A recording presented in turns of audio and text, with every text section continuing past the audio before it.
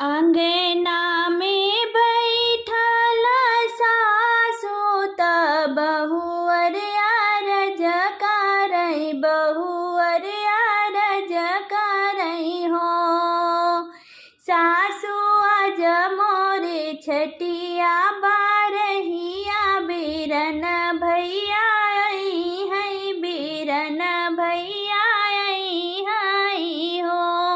सासु आज मोरे छठिया बारहिया, बीरन भैया आई है, बीरन भैया आई है हो।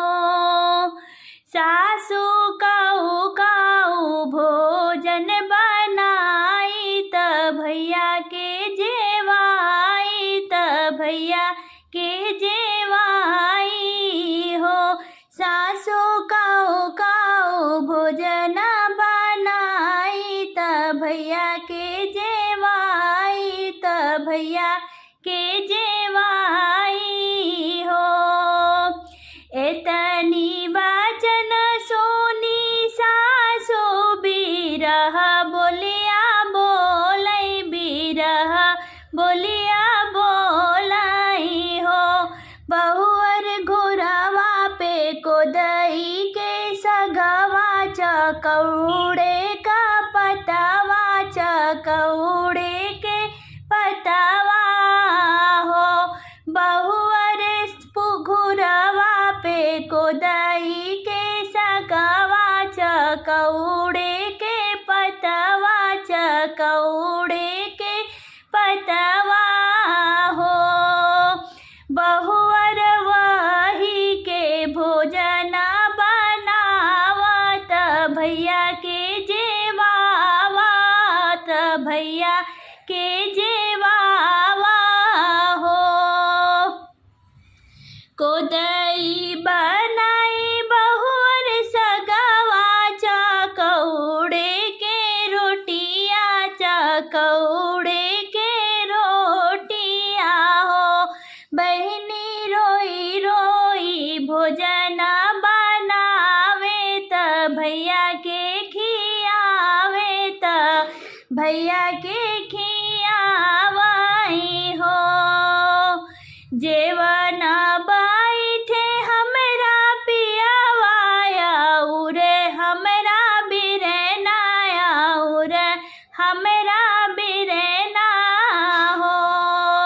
जेवन बैठे हमरा पियवाया, उरे हमरा बिरना, और हमरा बिरना हो।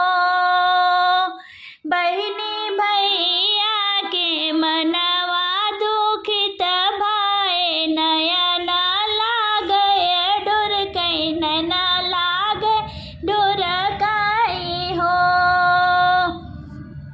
की सुधी आई भैया माई के हाथे के भोजनवा के, भाभी के से जरिया, त भाभी के से जरिया हो।